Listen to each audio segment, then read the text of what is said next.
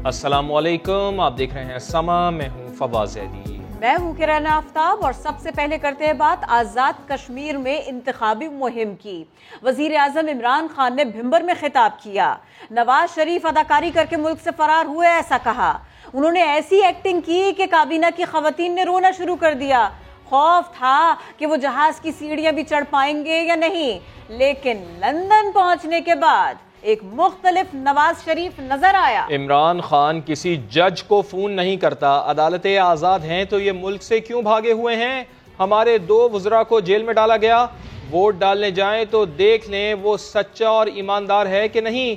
वजीर आज़म ने कहा कि जुल्म के निज़ाम के खिलाफ जिहाद कर रहे हैं, माफिया पुराना निज़ाम बचाने की कोशिश कर रहे हैं। हमारी इनके खिलाफ जंग है, आवाम की हिमायत से माफिया को शिकस्त दूंगा। जो मुल्क से झूठ बोल के, बॉलीवुड की एक्टिंग करके, बीमार बन के उसने ऐसी एक्टिंग की कि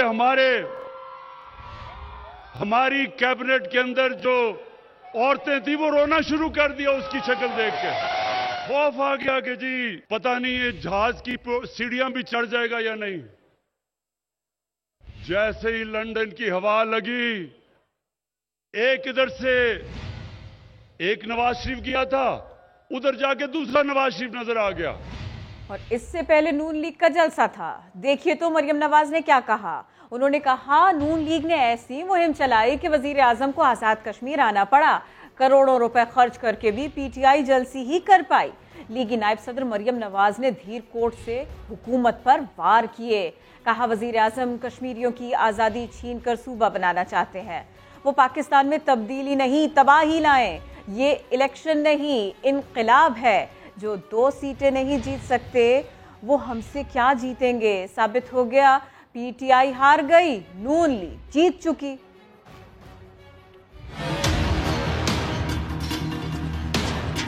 मुस्लिम लीग नून की इलेक्शन मुहिम इतनी जानदार थी कि सिलेक्टेड को सब कुछ छोड़ के आजाद कश्मीर आना पड़ा। जिसने आवाम की बिजली छीनी, गैस छीनी, सुकून छीना। कल वो बड़ी डटाई से कह रहा था पहले पाकिस्तान में तब्दीली आई है, अब आजाद कश्मीर में तब्दीली लाऊंगा। जो तुम पाकिस्तान में लाए हो उसको तब्दीली नहीं कहते, उसको तबाही कहते हैं, बर्बादी कहते हैं। बाग में एक कैंडिडेट पीटीआई का ऐसा खड़ा है जिसका दूर दूर तक पीटीआई से कोई ताल्लुक नहीं। उसका ताल्लुक सिर्फ नोट से है और बूट से है। 2 सीटों वालों याद रखना, तुम्हारी 2016 में भी 2 सीटों की औकात थी, आज भी 2 सीटों की औकात है। वो एक पेज जो अब इसको कहता था ना सेम पेज पे हैं, वो अब शेम पेज बन चुका है। पाकिस्तान और कश्मीर के अवाम ने नवाज शरीफ को प्लस प्लस प्लस कर दिया। ये इलेक्शन नहीं, ये तब्दीली भी नहीं, ये इनकलाब। नवाज शरीफ साहब आपको बहुत बहुत मुबारक हो। आपका दुश्मन हार गया है, आप जीत चुके हैं। लीगी रहनुमा एहसान इकबाल कहते हैं कि आज़ाद कश्मीर में इंतज़ामी मशीनरी चौकस है। सिक्योरिटी इदारों को सियासी टास्क दे दिए गए हैं। IB को सियासी मुखालिफिन के खिलाफ झोंक दिया गया है। जितनी करप्शन मिस्टर ईमानदार के दौर में हुई है, 70 सालों में इसकी मिसाल नहीं मिलती। वो नारोवाल में मीडिया से गुफ्तगू कर रहे थे। आज पूरी की पूरी IB जो है उसको सियासी मुखालिफिन के खिलाफ झोंक दिया गया। झूठे केस बनाओ। हमारे मुकामी सतह के, सेकंड लेवल के, थर्ड लेवल के जो मुस्लिम लीग नून के लीडर्स हैं, कारकुन हैं, उनके पेट्रोल पंप कहाँ है, उनकी फैक्ट्री कहाँ है। आज सिक्योरिटी के इदारे मुस्लिम लीग नून के कारकुनों के इक्तसादी और कारोबारी असासों की पकड़ रहे हैं ताकि उनको बंद किया जाए। मुशीर इत्तलात पंजाब फिरदौस आशिक खान का कहना है इमरान खान के एक जलसे ने कश्मीर इलेक्शन का पासा पलट दिया। कश्मीर में पीटीआई हुकूमत बनाने जा रही है। 2 बार हुकूमत बनाने वाली सियासी क़यादत ने कश्मीरियों के लहू को सस्ता करके बेचा है। आज सियासी यतीम और बोने अपना कद ऊंचा करने के लिए ऐसी बातें कर रहे हैं। जाली राजकुमारी की आनियां और जानियां थी। वजीर आजम के एक जलसे ने उस पे पानी फेर दिया। हम इंशाल्लाह कश्मीर के अंदर हुकूमत बनाने जा रहे हैं। ये सिर्फ और सिर्फ जाली राजकुमारी अपने ज़ाती दर्द के लिए वहाँ कश्मीर में जो कौमी अदारों को तज़हीक अमेज़ बयानात के ज़रिए मुतनाज़ा बनाने की कोशिश कर रही है। कश्मीरी अवाम जो है अपने वोट की पर्ची से मुंह तोड़ जवाब देने जा रहे हैं। दासू वाक़े की तहक़ीक़ात के लिए पाकिस्तान में मौजूद चीनी टीम ने वज़ारत ख़ारजा में मुतालिका हुक्काम से मुलाकात की है। चीनी टीम ने जाए वक़ुआ का दौरा और CMH रावलपिंडी में ज़ेर इलाज चीनी बाशिंदों से मुलाकात भी की है। वज़ीर दाखिला शेख रशीद अहमद कहते हैं कि चीनी वफ़द ने कहा है कि हमारा और आपका बयानिया एक होना चाहिए। चीन समझता है कि हम बिसात से ज़्यादा ज़िम्मेदारी अदा कर रहे हैं। CPEC समेत तमाम मनसूबों पर काम जारी रहेगा। दासू बस वाक़े में 9 चीनी बाशिंदों की हलाकत। तहकीकात के लिए पाकिस्तान आई चीनी टीम ने वज़ारत ख़ारजा में मुतल्लिका हुक्काम से मुलाकात की। टीम को जारी तहकीकात के हवाले से आगाह किया गया। तर्जुमान दफ्तर ख़ारजा के मुताबिक हफ्ते को चीनी वफ़द ने पाकिस्तानी हुक्काम के हमरा दासू में बस हादसे की जगह का मुआयना किया, जहां उन्हें ब्रीफिंग दी गई। चीनी टीम ने तहकीकात से मुतालिक पाकिस्तान की कोशिशों को सराहा। चीनी वफ़द ने CMH रावलपिंडी में जख्मियों की अयादत की। वज़ीर दाखिला शेख रशीद कहते हैं चीनी हुकूमत बखूबी समझती है कि हम अपनी बसात से बढ़कर जिम्मेदारी अदा कर रहे हैं। पाकिस्तान की एजेंसीज ने इसमें कमाल उनके साथ कोऑपरेशन किया, जिसको उन्होंने अप्रिशिएट किया। सिर्फ एक बात उन्होंने की है कि हमारा बयानिया और आपका बयानिया एक होना चाहिए, क्योंकि पाकिस्तान और चीन की दोस्ती लाजवाल है। शेख रशीद का कहना था गुज़श्ता रोज दासू डैम पर काम बंद होने का प्रोपेगंडा किया गया, जिसकी दासू इंतजामिया तरदीद कर चुकी है। CPEC समेत तमाम मंसूबों पर काम जारी रहेगा। वज़ीर ख़ारिजा शाह महमूद कुरैशी और चीनी सफ़ीर ने CMH रावलपिंडी में ज़ेर इलाज दासू वाक़े के ज़ख्मियों की अयादत की है और उनकी जल्द सेहतयाबी के लिए दुआ भी की। इसी पर मज़ीद बात होगी समा के नुमाइंदे उस्मान खान से। जी उस्मान, इस खबर की तफसील बताइए। जी बिल्कुल, ISPR के मुताबिक वज़ीर ख़ारिजा शाह महमूद कुरैशी और पाकिस्तान में चीन के सफ़ीर नोंग रोंग ने CMH रावलपिंडी का दौरा किया, जहां पर दासू वाक़े में जख्मी होने वाले चीनी शहरियों की खैरियत दरियाफ्त की गई।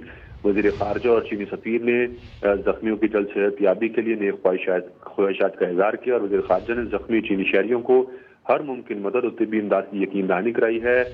चीन और पाकिस्तान मिलकर किसी भी चैलेंजेस का मुकाबला करने के लिए ज्यादा करीबी ताउन जारी रखेंगे। नोंग रोंग जो कि चीनी सफ़ीर है, उनकी जानिब से ऐसा कहा गया और जो वज़ीर ख़ारिजा है उनका भी यही कहना था कि एक तो जल्द सेहतयाबी के लिए दुआ की गई है और दूसरा का कहना था कि पाकिस्तान और चीन मिलकर जो मंसूबे हैं उसको अपनी मंजिल तक पहुंचाएंगे। और जब CMH पहुंचे तो commandant CMH major general Mohammad Aleem ने जख्मियों को तिब्बी इमदाद बारे जो मेहमानों को आगाह किया और जो जख्मी थे उनसे मुलाकात भी की गई है। बहुत शुक्रिया, आपने इस सिलसिले में अपडेट किया। और इसके अलावा पाकिस्तान में अफगान सफ़ीर की साहबजादी पर तशद्दुद के मामले में अहम पेशरफ्त। वज़ीर दाखिला शेख रशीद कहते हैं खातून ने टैक्सियों पर सफ़र किया। इस बात की तहकीकात जारी हैं कि वो रावलपिंडी से दामन को कैसे पहुंच गईं। कड़ियां मिलने लगी हैं। खातून की दरख्वास्त पर अगवा और तशद्दुद का मुकदमा दर्ज कर लिया गया।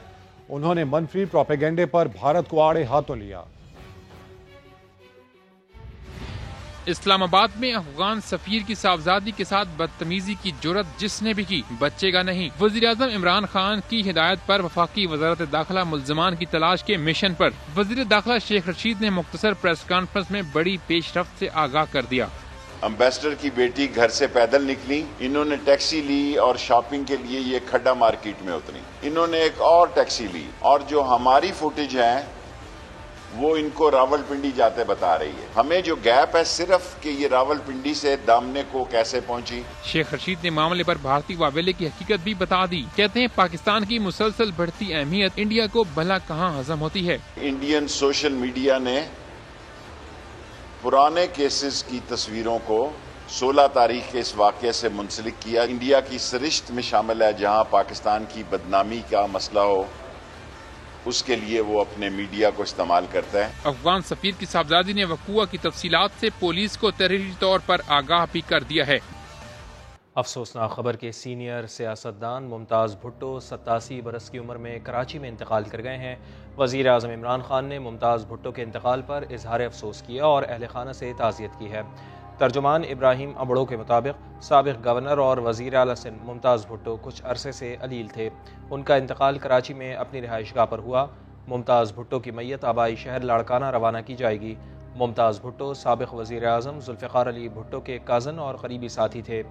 मुमताज़ भुट्टो 1967 से 1988 तक पाकिस्तान पीपल्स पार्टी से वाबस्ता रहे। बाद में उन्होंने सिंध नेशनल फ्रंट के नाम से सियासी जमात बनाई। और अब बड़ी ईद से जुड़ी खबर, शहर इक़्तिदार की मवेशी मंडियों में कोरोना SOPs की खुली खिलाफ वर्जियाँ देखी गईं। वायरस से बचने का कोई एहतियात है, ना ही समाजी फासले का लिहाज। मास्क का तो नामो निशान तक नहीं। मोहलिक वबा मजीद फैलने का खदशा बढ़ गया। इस्लामाबाद से ज़हीर अली की रिपोर्ट। मवेशी मंडियां शहर से दूर तो कायम हो गई, मगर SOPs पर अमल दरामद दूर दूर तक नजर नहीं आ रहा। वफाकी दारुल हुकूमत की मंडियों में व्यापारियों और खरीदारों ने हुकूमती हिदायतनामा रोंद के रख दिया। मंडियों में रश के बावजूद मास्क का एहतमाम, न समाजी फासले का ख्याल। कोरोना की संगीन सूरत हाल में इतनी बेहतियाती पर कोई पूछने वाला भी नहीं। बाज तो खतरनाक बीमारी को सिरे से ही नहीं मानते। बड़ी गर्मी है, खुद लोग वैसे परेशान हैं, मास्क पहन के क्या करें। मास्क का बिल्कुल आपकी बात सही है, हम पहनेंगे इंशाल्लाह और सब साथियों को भी बताएंगे कि भाई मास्क पहनना लाजमी। इस्लामाबाद में 2 हफ्ते से वायरस तेजी से फैल रहा है। ऐसे में मवेशी मंडियों की ये सूरत हाल किसी बड़े खतरे से कम नहीं है। कैमरामैन ज़ियाफत अब्बासी के साथ ज़हीर अली खान, समा, इस्लामाबाद। कराची में कुर्बानी के जानवरों को छतों से क्रेनों के जरिए क्यों उतारा जाता है? क्या वाकई ये जानवर कई साल तक छतों पर ही पलते हैं? जानवरों को अजियत से गुजारने वालों को इस अमल से क्या मिलता है? इन्हीं सवालात का जायजा लिया है शायान सलीम ने अपनी इस रिपोर्ट में।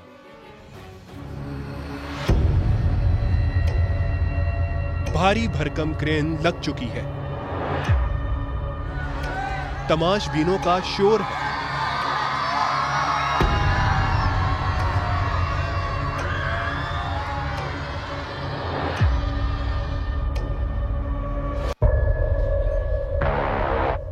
लोग मोबाइल थामे मुंतजिर हैं एक बेजुबान को कब उनके तमाशे के लिए फिजा में लटकाया जाता है।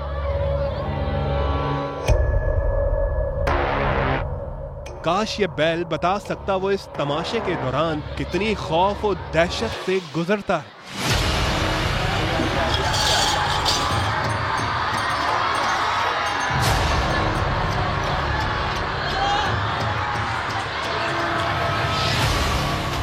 नमूदो नुमाइश के लिए इस बेरहम तमाशे के खौफ से बैल में खड़े होने की ताकत भी खत्म हो रही है।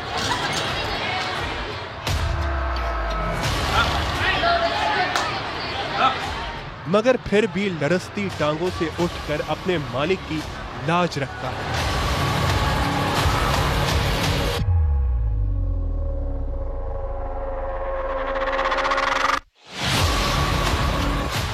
आंखों पर पट्टी बांधे बगैर जब इसे क्रेन से लटकाया जाता है तो हुजूम का शोर इसके खौफ में मजीद इजाफा कर देता है।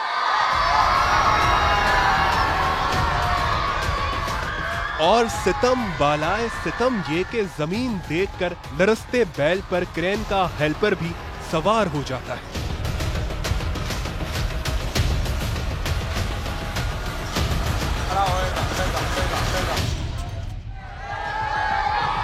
हुजूम है, शोर है और बुलंदी से गिरने का खौफ है, मगर अपनी कुर्बानी को नमूदो नुमाइश की नजर करने वाला मालिक बैल के खौफ का कोई और जवाब पेश करता है। ये थोड़ा सा असल में गिरी गया था स्लिप होने की वजह से, तो इसलिए इसके दिल में जो है डर खौफ बैठ गया था, वरना तो जो है जानवर आराम से उतर जाता है। मालिक जो भी कहे, इस अमल को अंजाम देने वाले भी ये समझते हैं कि खौफ की वजह से जानवर के साथ कुछ भी हो सकता है। ये भी एक सांस वाली चीज है, अल्लाह ना करे ऊपर जाके ये बितक गया तो ये जानवर पट्टे में से बेल्ट में से निकल सकता है। कुर्बानी की नमूदो नुमाइश के इस बेरहम मुजाहरे के दौरान ही गुज़िश्ता साल एक बैल क्रेन से गिरकर हलाक हो गया था और इस मंजर ने देखने वालों को दहशत ज़दा कर दिया था। पिछला साल जो गया है इसमें भी जो है ना बहुत बड़ा हादसा हो गया जानवर के साथ कि क्रेन वाले की गलती की वजह से ये जानवर 50 फीट हाइट के ऊपर से ये जानवर को फेंका है और उसकी वजह से बहुत क्रेनों वाले बदनाम हो चुके हैं। बहुत से लोग जानवरों की तौहीन बहुत की है। कल भी जो परसों वाले दिन भी जानवर उतरे उसका भी सुनने में आ रहा है कि उस जानवर को बिजली की तारों के ऊपर उतार दिया है। ये नाज़माबाद है। यहाँ भी कुर्बानी के जानवर नमूदो नुमाइश के बेरहम तमाशे के खौफ से बिदक रहे हैं। छत से नीचे यहाँ भी हुजूम जमा है, शोर है और जानवर कर्ब से गुजर रहे हैं।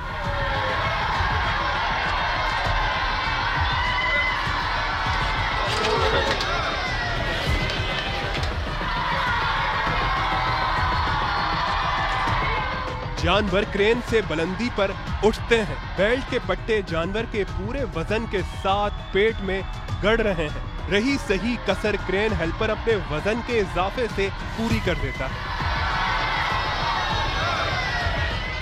रियाकारी का ये तमाशा बेजुबान जानवर का क्या हाल करता है, इसका अंदाजा उनके नीचे उतरने के बाद भी लगाया जा सकता है। उतारते वक्त ये जानवर तार में फंसते फंसते रह गया। हद तो ये है कि क्रेनों का तमाशा लगाने वाले अक्सर लोग चंद हफ्ते पहले रात की तारीकी में खामोशी से जानवरों को चढ़ाते हैं और उतारते हुए हुजूम जमा करके ये तशहीर करते हैं कि 1 साल तक छत पर पाला है। 1 साल पहले जानवर खरीद लेता हूँ 2 दांत का और साल पूरा पालता हूँ उसको और तकरीबन 18-19 साल हो गए मुझे इसी तरह पालते हुए। झूठ कहते हैं रमजानों के 22वें रोजे पे चढ़वाया था इन्होंने और अभी उतार दिया। 1 महीना ही पालते हैं।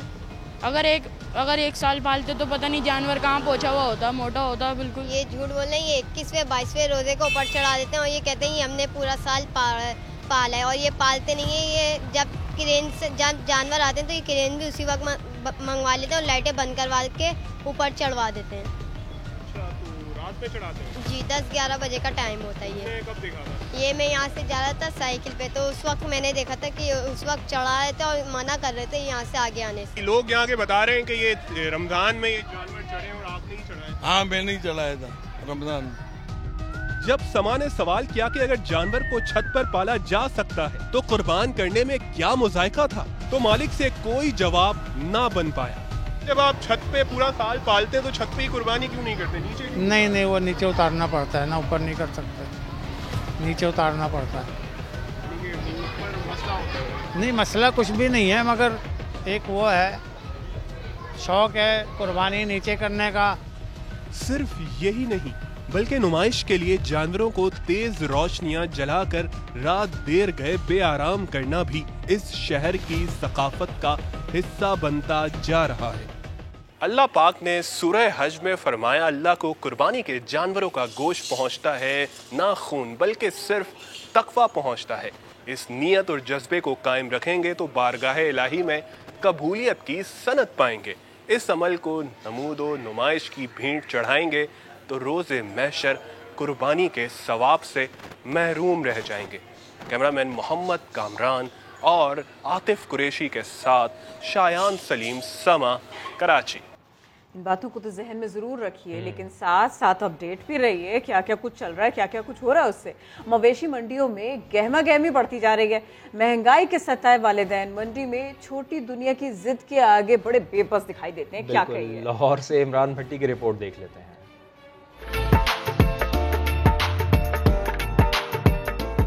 वक्त कम है और मुकाबला ज्यादा।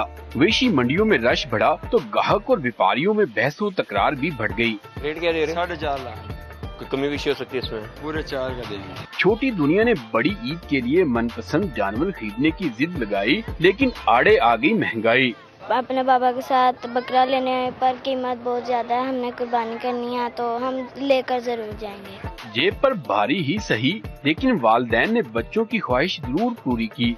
बच्चों की भी जिद है कि जी ये ही लेना है, यही लेना है। अब देखते हैं, रेट का कर रहे हैं फाइनल, क्या बनता है। देखते हैं, लेते हैं। भारी दाम मांगने के बावजूद व्यापारी अखराजात भी पूरे ना होने का शिकवा करते हैं।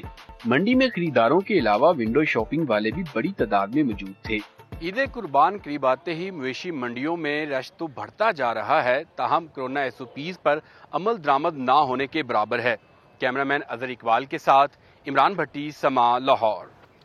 तो बड़ी ईद में 2 रोज़ बाकी रह गए हैं। मुल्क भर में मवेशी मंडियों में भाव ताव में तेज़ी आ गई है। क्या रेट चल रहे हैं? क्या मंडी नीचे आ गई है या दाम इस वक्त भी आसमान से बातें कर रहे हैं? कराची से हमारे साथ मौजूद होंगे समा के नुमाइंदे सलमान अहमद, फैसलाबाद से हमारा साथ देंगे उस्मान सिद्दीक और लाहौर से हमें ज्वाइन कर रहे हैं समा के नुमाइंदे रियाज अहमद। तो सबसे पहले हम कराची का रुख कर लेते हैं। सलमान अहमद हमारे साथ मौजूद हैं। सुपर हाईवे मवेशी मंडी का क्या इस वक्त यहाँ पर क्या इसकी सूरत हाल है? सलमान ये बताइएगा, भाव ताव के सूरत हाल क्या है, क्या रेट चल रहे हैं, और सबसे अहम सवाल ये है कि क्या मंडी में जानवर मौजूद हैं ताकि लोग जाएं, उनको बासानी जानवर मिल पाएगा या नहीं? देखिए फवाद, वक्त कम है और मुकाबला सख्त। सिर्फ 2 रोज़ ही बाकी रह गए हैं बड़ी ईद में। इसी वजह से कराची सुपर हाईवे की मवेशी मंडी में हम देख रहे हैं कि गहमा गहमी अपने उरूज पर है। शहर भर से ख़रीदार जो है वो यहाँ पर उमड़ आए हैं और जिस तरह शाम ढलती जा रही है यहाँ पर हम देख रहे हैं ख़रीदारों का रश बढ़ता जा रहा है, क्योंकि कई दिनों से जब मंडी बहुत ज़्यादा आसमान से बातें कर रही थी जानवरों की कीमतें, तो शहरी मंडी का रुख नहीं कर रहे थे, सिर्फ विंडो शॉपिंग कर रहे थे। लेकिन अब तो वक्त ही नहीं रह गया।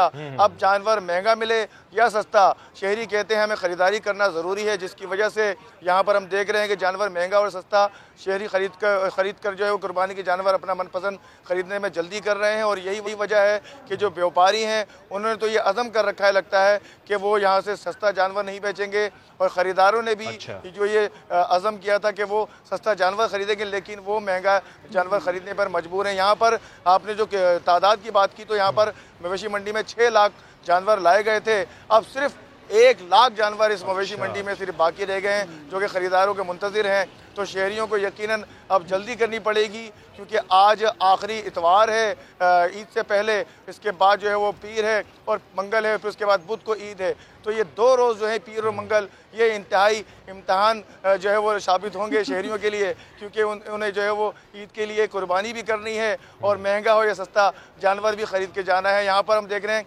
फैमिलीज़ भी जो है आप मवेशी मंडी का रुख कर रही हैं, क्योंकि ख़वातीन भी अब आती हैं और अपने मनपसंद जानवर जो है वो पसंद करके अपने बच्चों के साथ यहाँ से लेकर जाते हैं। ये कराची में ट्रेंड है। रियाज, आप बताइए लाहौर में SOPs के बारे में, कीमत के बारे में, मौसम के बारे में, मार्केट कैसी है? जी, पहले SOPs के बारे में बताऊं तो SOPs पर यहाँ पर मुकम्मल तौर पर दरामद किया जा रहा है, लेकिन दूसरी तरफ अगर मवेशी मंडी में देखें तो जानवर बहुत बड़ी तादाद में अभी भी यहाँ पर मौजूद हैं, लेकिन लोग ज़्यादातर विंडो शॉपिंग कर रहे हैं। उसकी वजह ये है कि चूँकि इनके कीमतें मवेशियों की बहुत ज़्यादा, अगर बकरे की कीमत देखी जाए तो कम अज़ कम अगर देखा जिसकी 20 से 22 किलो वज़न होगा तो उसकी कीमत जो है वो 50 से ऊपर है।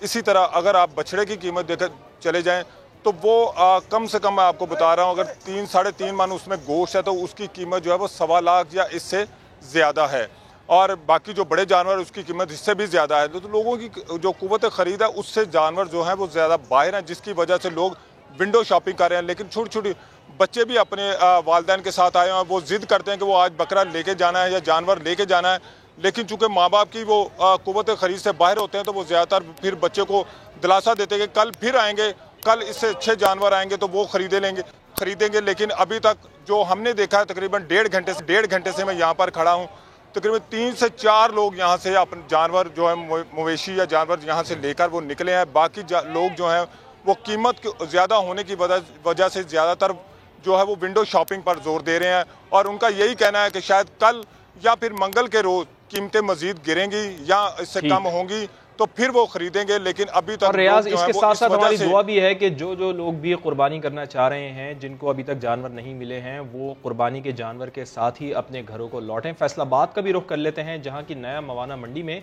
सस्ते दाम पहाड़ी बकरे ग्राहकों की तवज्जो का मरकज बने हुए हैं। समग्र नुमाइंदे उस्मान सिद्दीक हमारे साथ मौजूद हैं। उस्मान, बताइएगा कि क्या दाम है इन बकरों के? जी बिल्कुल, इन बकरों के दाम तो इंतहाई कम। को हैरत होगी कि फैसलाबाद की न्यामुआना मंडी में 20,000 से 35,000 तक में ये बकरे दस्तयाब हैं जो ठंडे इलाकों से यहाँ पे आए हैं, जिनके वज़न भी काफ़ी ज़्यादा है, रेशम जैसे इनके बाल हैं, कद में गो के छोटे हैं लेकिन खूबसूरती में अपनी मिसाल आप हैं और ग्राहकों की तवज्जो का मरकज़ भी बने हुए हैं। इस वक्त फैसलाबाद में आज चूँकि छुट्टी का रोज़ है, मंडी में काफ़ी ज़्यादा रश लगा हुआ है, जानवर आ भी रहे हैं और फ़रोख्त भी काफ़ी ज़्यादा हो रहे हैं। मंडी में इस वक्त बड़े जानवर जो हैं उनके दाम ज़्यादा हैं, ताहम जो छोटा जानवर है उसके दाम हमें कम नज़र आ रहे हैं। ख़रीदारों की दिलचस्पी भी बकरों में ज़्यादा दिखाई दे रही है, बकरे ज़्यादा फ़रोख्त हो रहे हैं। जो यहाँ की मंडी इंतज़ामिया उनके मुताबिक अभी तक जो हैं 2 से 3 रोज़ में 50 से 60 हज़ार जो बकरे हैं वो फ़रोख्त हुए हैं। इसी तरह जो बड़ा जानवर है उसकी तरफ शहरियों की तवज्जो कम है। जो ख़रीदार यहाँ पे आ रहे हैं वो बकरों को ख़रीदना पसंद कर रहे हैं, चतरों को ख़रीदना पसंद कर रहे हैं और ख़ास करके जो पहाड़ी इलाकों से बकरे आए हैं वो ख़रीदे जा रहे हैं, क्योंकि इनके जो मालकान हैं वो ये दावा कर रहे हैं कि पहाड़ी इलाकों से आए हैं, जड़ी बूटियां। कम से कम महंगाई के दौर में एक अच्छी खबर तो फैसलाबाद से आप सुना रहे हैं उस्मान, कि यहाँ पर बकरे सस्ते दामों मिल रहे हैं। बहुत शुक्रिया आप सबका, आप हमें मवेशी मंडियों की सूरत हाल से आगाह कर रहे थे। पेशावर से खबर, जहां 2 पुलिस एहलकारों को दौरानपुर करंटीना सेंटर में पेटीबंद भाई ने फायरिंग करके कत्ल कर दिया। रिंग रोड पर भी एक एहलकार नामालूम अफराद की फायरिंग से दम तोड़ गया। सज्जाद हैदर रिपोर्ट कर रहे हैं। पेशावर दौरानपुर के करंटीना सेंटर में फायरिंग, सब इंस्पेक्टर समेत 2 एहलकार शहीद। पुलिस ने फायरिंग करने वाले मुलजिम को गिरफ्तार कर लिया। कातिल कोई और नहीं बल्कि अपना पेटीबंद भाई पुलिस एहलकार ही निकला, जिसने मामूली तकरार के बाद तैश में आकर फायरिंग की। उनके आपस में किसी इशू के ऊपर बहस और तकरार हुई है और उसी बहस और तकरार में वो बात थोड़ी सी आपस में उनकी बढ़ गई, जिसके ऊपर उसने फायर किया है और इनके 2 हमारे जो एक सब इंस्पेक्टर और एक हेड कांस्टेबल है उनकी शहादत हुई। सीटीडी एहलकार को शहीद कर दिया। तो हम हर पहलू से देख रहे हैं कि क्या वो दहशतगर्दी का वाकया था, क्या वो पर्सनल अनाद थी, कोई हर एक उसका एस्पेक्ट अभी बहुत अर्ली है कि हम बता सकें कि वजूहात क्या थी। तीनों शहीद पुलिस एहलकारों का नमाज जनाजा पुलिस लाइन में अदा किया गया, जबकि पुलिस ने मुकदमा दर्ज करके तफ्तीश का आगाज कर दिया है। कैमरामैन असद अली के साथ सज्जाद हैदर, समा, पेशावर। उधर हैदराबाद में शौहर के तशद्दुद से 4 बच्चों की मां जाँ बहक हो गई, मुलजिम को गिरफ्तार कर लिया गया है। इरिगेशन कॉलोनी का रिहायशी उमर 3 रोज पहले अस्पताल में बीवी की लाश लेकर पहुंचा। पुलिस ने मौके पर पहुंचकर मुलजिम को गिरफ्तार कर लिया। उसने जुर्म का एतराफ़ किया और बताया कि वो बीवी पर तशद्दुद करता था, जिससे बीवी की मौत वाक़ई हो गई। पुलिस ने इस वाक़े का मुकदमा दर्ज कर लिया। दूसरी जानिब खातून के अहल खाना ने इल्ज़ाम लगाया है पोस्टमार्टम रिपोर्ट तब्दील की गई, वो पुलिस की कार्रवाई से मुतमईन नहीं। वज़ीर खारिजा शाह महमूद कुरैशी इस वक्त खिताब कर रहे हैं जलसे से। बल्ले पे आज मीरपुर के लोगों, अगर आपने आजाद कश्मीर के इलेक्शन के माहौल को देखना है तो पाकिस्तान के टेलीविजन चैनल्स के अलावा हिंदुस्तान के चैनलों को देखो। आज हिंदुस्तान का चैनल सबसे ज्यादा नुक्ताचीनी किस पर कर रहा है? इमरान खान पे कर रहा है, तहरीक इंसाफ पे कर रहा है। क्यों मीरपुर वालों सोचो, क्यों इमरान खान पर नुक्ताचीनी क्यों हो रही है? इसलिए कि वो खाइफ है कि अगर तहरीक इंसाफ जीती और अगर इमरान का बोल बाला हो गया तो कश्मीर की आवाज लाइन के इस पार नहीं उस पार चली जाएगी और एक ऐसी कैफियत तारी हो जाएगी, एक ऐसी कैफियत तारी हो जाएगी कि दुनिया जो गाफिल है वो चाहे भी तो गाफिल न रह सकेगी। वो हकूक की पामाली, वो जुल्म, वो सितम, वो चक्की में पिसना, वो हकूक की पामाली, वो हमारी बच्चियों की बेहुरमती, वो जिंदा नौजवानों पर जबर जुल्म, वो आवाज दुनिया के हर दारुल खिलाफे में पहुंचेगी और आवाज निकलेगी। क्या कश्मीर बनेगा? इंशाअल्लाह। तो इसलिए दोस्तों वक्त आ गया है इमरान खान के निशान पर बल्ले पे मोर लगाने का। शुक्रिया।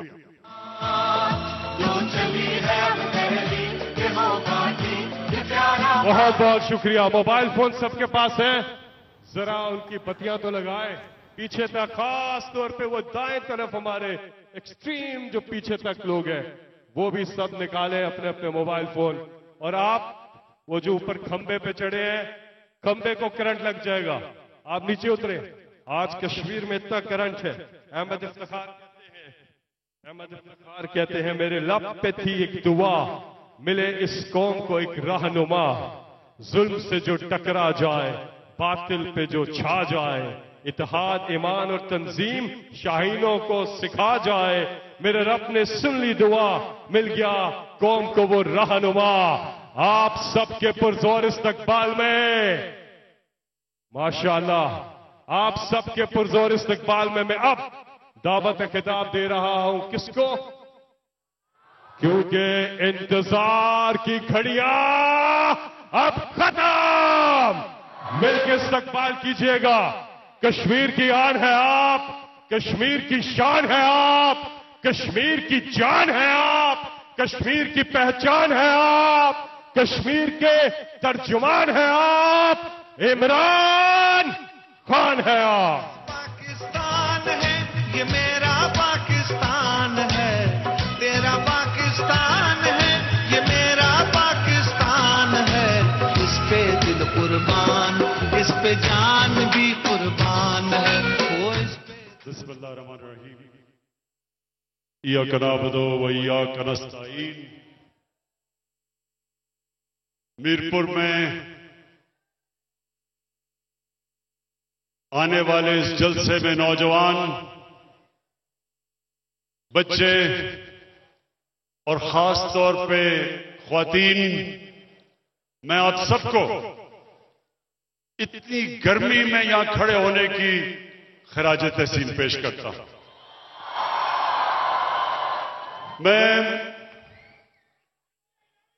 मैं नौजवानों थोड़ी सी आपको तारीख बताना चाहता हूं। जब 5 अगस्त 2019 में हिंदुस्तान ने फैसला किया कि कश्मीरियों की स्टेटहुड लेने का, जब उन्होंने ये फैसला किया तो मैं बड़ा हैरान हुआ कि क्या इनको कोई फिक्र नहीं थी कि पाकिस्तान क्या करेगा। और मुझे तब ये मेरे ज़हन में आया कि ये समझ रहे थे कि पाकिस्तान तो चुप करके, जिस तरह पहले था जब कश्मीर में पैलेट गन्स इस्तेमाल करके नौजवानों को अंधा किया जाता था, जब उनको एक्स्ट्रा जुडिशियल किलिंग यानी पुलिस मुकाबले में मार दिया जाता था नौजवानों को, तो कोई भी बोलता नहीं था पाकिस्तान से। बल्कि एक हमारी फॉरेन सेक्रेटरी की स्टेटमेंट है कि नवाज शरीफ का हुक्म था कि कोई हिंदुस्तान की तनकीद नहीं की जाएगी। जब वो हिंदुस्तान गया नवाज शरीफ, तो हुर्रियत के लीडर से इसलिए नहीं मिला कि नरेंद्र मोदी नाराज ना हो जाए। तो नरेंद्र मोदी गलतफहमी में था। वो समझ रहा था कि अभी भी जिस तरह नवाज शरीफ के दौर में पाकिस्तान चुप करके, हिंदुस्तान से डर के कुछ बोलता नहीं था, तो इस तरह भी 5 अगस्त को चुप करके पाकिस्तान हजम कर जाएगा। लेकिन मेरे मीरपुर के शहरियों, उसको गलतफहमी इसलिए हो गई, वो ये समझ रहा था कि जो भी पाकिस्तान का लीडर आएगा वो पहले अपनी कुर्सी का सोचेगा, अपनी जायदाद का सोचेगा, अपनी बिजनेस का सोचेगा, अपने बैंक बैलेंसेस का सोचेगा जो मुल्क से बाहर पड़े हैं, अपनी मनी लॉन्ड्रिंग का सोचेगा, इसलिए वो चुप करके बैठ जाएगा। लेकिन अल्लाह का शुक्र है, अल्लाह का शुक्र है कि मैं एक आजाद इंसान हूं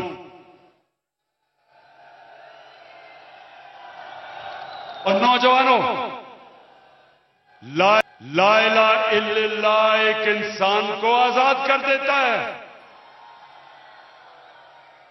जब आप कहते हैं कि अल्लाह तेरे सिवा किसी के सामने मैं नहीं झुकूंगा, इंसान की जंजीरें टूट जाती हैं, आजाद हो जाता है, हर खौफ से आजाद हो जाता है।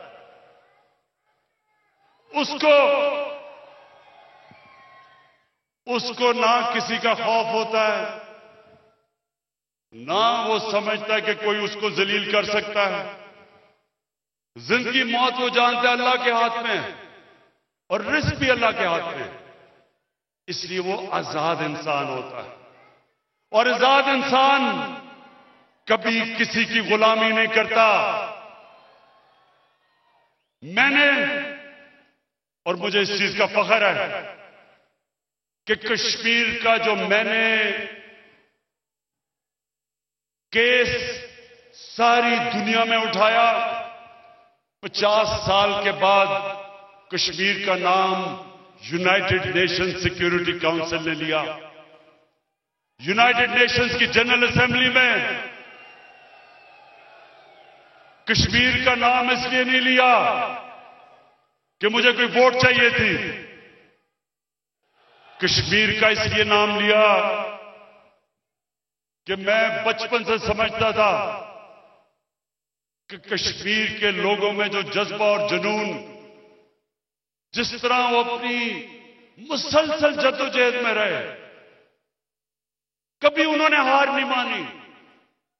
कत्लेआम हुई कश्मीर में, 1 लाख कश्मीरी शहीद हो चुका है, लेकिन वो हार नहीं माने। बचपन से मैंने फैसला किया था कि अल्लाह जब भी तूने मुझे मौका दिया, मैं कश्मीर का केस सारी दुनिया में लड़ूंगा। और मेरे नौजवानों, मैंने हर फोरम पे लड़ा, मैंने मीडिया पे लड़ा, बड़ी बड़ी बाहर की चैनल CNN, BBC, उनके थिंक टैंक्स में अमेरिका में जाके, एशिया सोसाइटी, मैंने हर जगह पे जाके कश्मीर की आवाज बुलंद की और दुनिया को बताया कि ये जो RSS, हिंदुस्तान में जो RSS की गवर्नमेंट है, ये नस्ल पसंद लोग, हिंदू सुप्रीमिस्ट, ये बाकी हिंदुस्तान की माइनॉरिटीज को बराबर के शहरी नहीं मानते। ये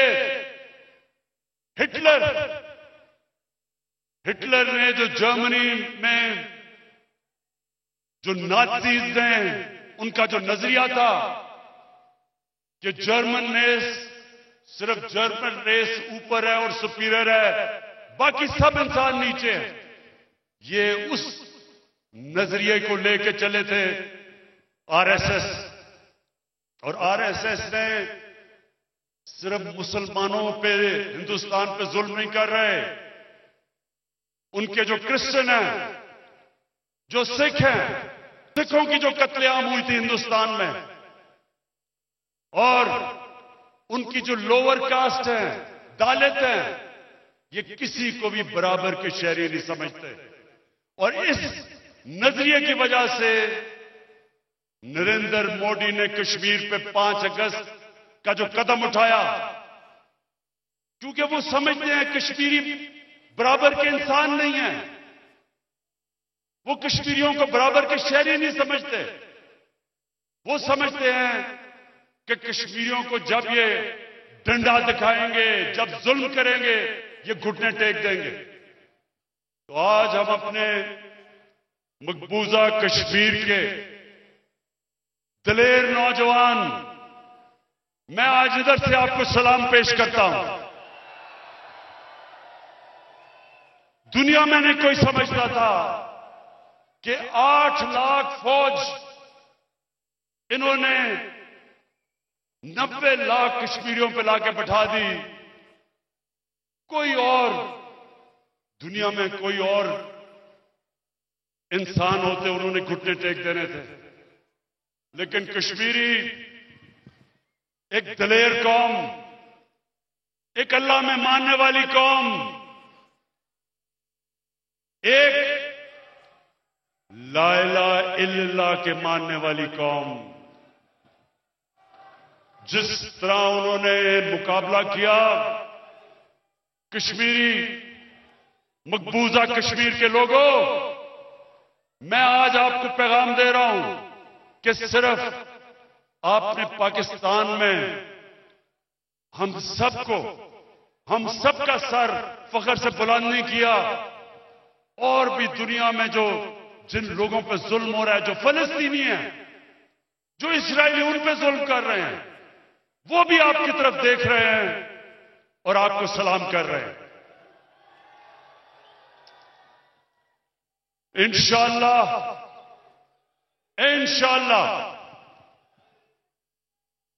हमारा अल्लाह में ईमान है।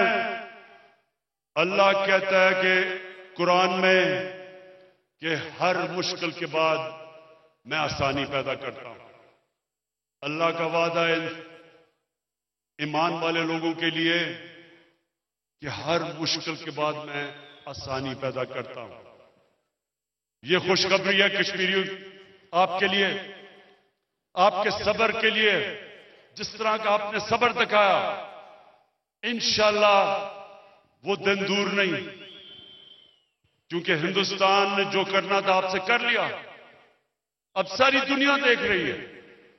ये जो कश्मीर की डेमोग्राफी बदलना चाहते हैं, बाहर से लोगों को आके कश्मीर में बसाने की कोशिश कर रहे हैं, मैं आज हिंदुस्तान को कहता हूं कि आप नाकाम हो जाएंगे।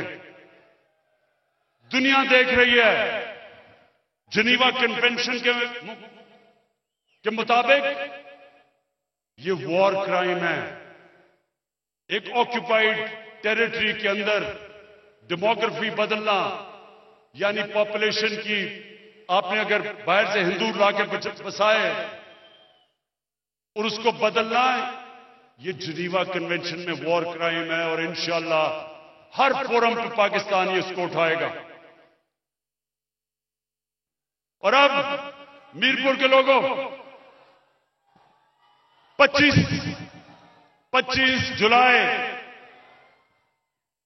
जुलाई को मैं सिर्फ फिर से आपको एक चीज कहना चाहता हूं। मैं जिस जलसे में जाता हूं, मैं एक ही चीज कहता हूं, जो भी वोट डालने जाए 25 जुलाई को, वो एक सवाल पूछे वोटर से कि क्या जिस पार्टी के लिए आप वोट डाल रहे हैं उसका जो सरबराह है, क्या वो सादिक और अमीन है या वो चोर है। ये आपने इसलिए पूछना है कि जितना मर्जी ईमानदार कैंडिडेट भी हो, जितना मर्जी ईमानदार कैंडिडेट हो, जिस भी जमात में हो, लेकिन अगर उस जमात का सरबराह 2 नंबर हो, करप्ट हो, मनी लॉन्ड्रर हो, चोरी करके मुल्क का पैसा लंदन में ले गया हो, बड़े बड़े महलों में रहता हो चोरी के पैसे पे, जितना मर्जी ईमानदार वो कैंडिडेट हो, वो पार्टी होगी करप्ट, वो होगी 2 नंबर, क्योंकि जो सरबराह होता है वो होता है पार्टी के अंदर। और अगर तहरीक इंसाफ का कोई कैंडिडेट आप समझते हैं कि 2 नंबर है,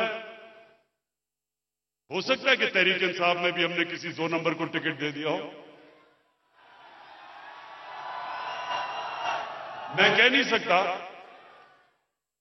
लेकिन मैं आपको ये यकीन दिलाता हूं कि कभी भी जो भी नीचे आ गया, अगर मैं खुद चोरी नहीं कर रहा और पैसे नहीं बना रहा, तो मैं उसको कैसे पैसे बनाने दूंगा? मैं उसको चोरी कैसे करने दूंगा?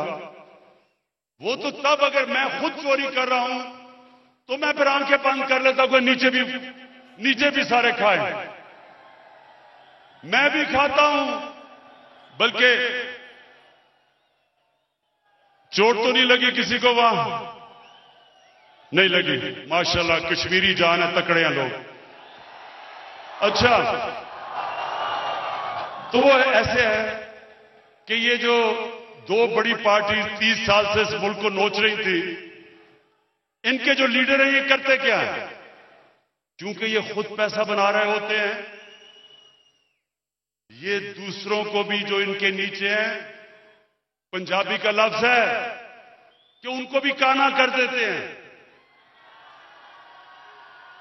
उनको भी बनाने देते हैं पैसा, ताकि हमाम में सभी नंगे हों, ताकि कोई इनको कह कुछ ना सके। तो नौजवानों, आपने तबलीग करनी है 25 को वोट।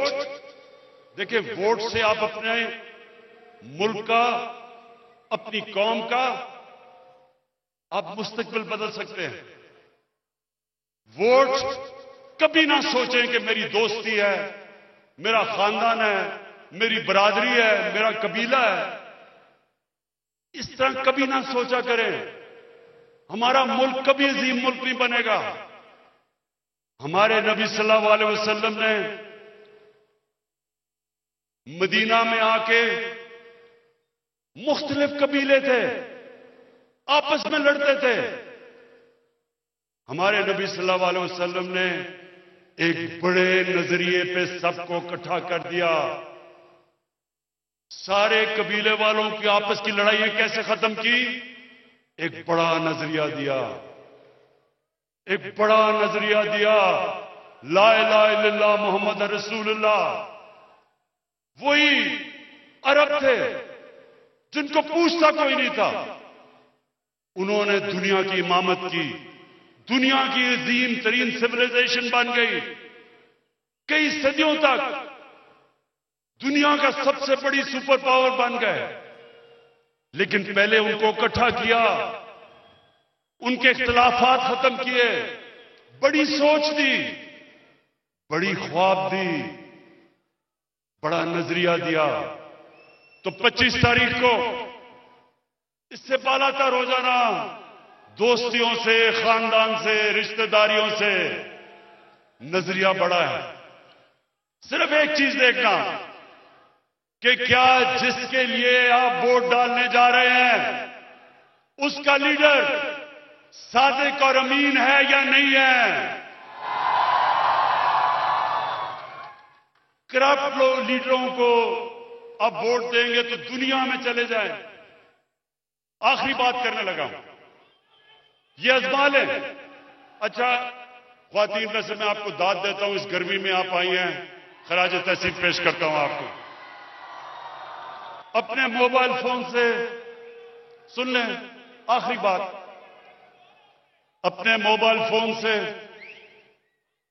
आप ये देखें कि कौन सी दुनिया में खुशहाल मुल्क है और कौन से वो मुल्क है जिन्हों में सबसे ज्यादा गुर्बत है। वसाइल की वजह से ना वो मुल्क आपको खुशहाल मिलेगा और ना गरीब मिलेगा। वसाइल की वजह से लोग ना अमीर होते ना गरीब नहीं होते। जिस मुल्क में कानून की हुक्मरानी होती है, इंसाफ होता है, जिसके सरबराह कानून के नीचे होते हैं,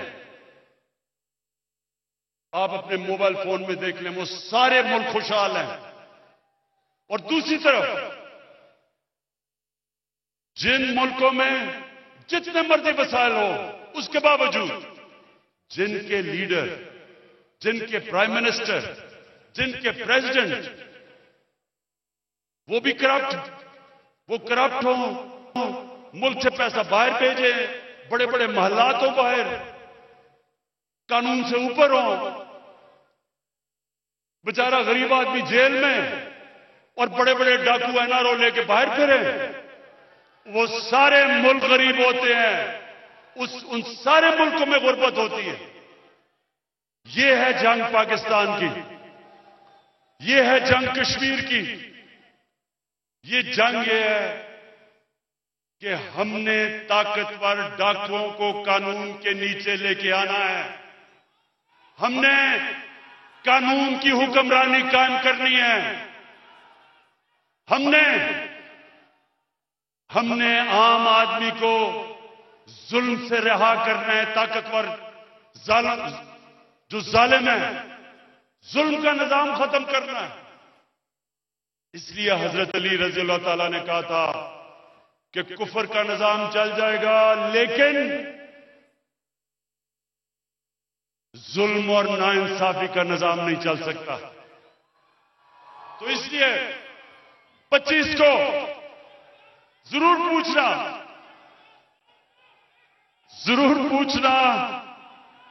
कि ये जो बाहर बैठे हुए हैं, अगर इनको डर नहीं है, इन्होंने कोई गलत काम नहीं किया, मुल्क में तो आजाद अदालतें हैं, क्यों बाहर भागे हुए हो? इस मुल्क की अदालतें आज आजाद हैं, आज कोई डिक्टेशन नहीं लेती किसी गवर्नमेंट से। इनके ज्यादातर लोग तो इनकी अपनी हुकूमत में बाहर भाग गए थे। ये जो इसहाक डार और ये जो नवाज शरीफ के बेटे, ये तो पहले ही बाहर भाग गए थे। डर लग गया था कि इमरान खान आ रहा है, एनआरओ नहीं मिलेगा, पहली बार भाग गए। तो इनसे पूछे कि आप आज मुल्क से बाहर क्यों बैठे हैं? क्यों नहीं आके अदालतों के खड़े होते? क्यों नहीं अदालतों में आके अपनी सफाई पेश करते? मेरे ऊपर जब इन्होंने इंतकामी कार्रवाई की, मुझे सुप्रीम कोर्ट में लेके गए, मैं तो मुल्क से बाहर नहीं भागा। मैंने सुप्रीम कोर्ट में खड़े होके 8 महीने एक एक चीज का जवाब दिया। जो इन्होंने मेरे से सबूत मांगे, एक एक सबूत दिया मैंने। हालांकि मैं तो एक खिलाड़ी था, उसके बावजूद मैंने अदालत में सारे जवाब दिए। मैं बाहर इसलिए नहीं भागा क्योंकि मैंने चोरी नहीं की थी। ये बाहर इसलिए भागे हुए हैं कि 30 साल से मुल्क को लूट रहे थे। तो नौजवानों, मेरे मीरपुर और कश्मीर के लोगों, 25 तारीख को हमने फैसला करना है कि इंशाअल्लाह बल्ले को वोट लगा के एक नया कश्मीर खड़ा करना है इंशाअल्लाह पाकिस्तान जिंदाबाद। मीरपुर आज़ाद कश्मीर में वज़ीर आज़म इमरान खान जलसा-ए-आम से खिताब कर रहे थे। कह रहे थे कि मकबूजा कश्मीर में पैलेट गनों से नौजवानों की बीनाई छीनी गई। साबिक़ फ़ॉरेन सेक्रेटरी ने कहा कि नवाज शरीफ ने भारत पर तनकीद से रोका। नवाज शरीफ दिल्ली गया तो मोदी के डर से हुर्रियत रहनुमाओं से ना मिला। इस बार मोदी समझा कि पाकिस्तान फिर खामोश हो जाएगा। वज़ीर आज़म ने कहा कि मोदी समझा कि पाकिस्तानी लीडर अपनी जायदाद और मनी लॉन्ड्रिंग का सोचेगा। कलमा पढ़ने वाला हर खौफ से आज़ाद हो जाता है।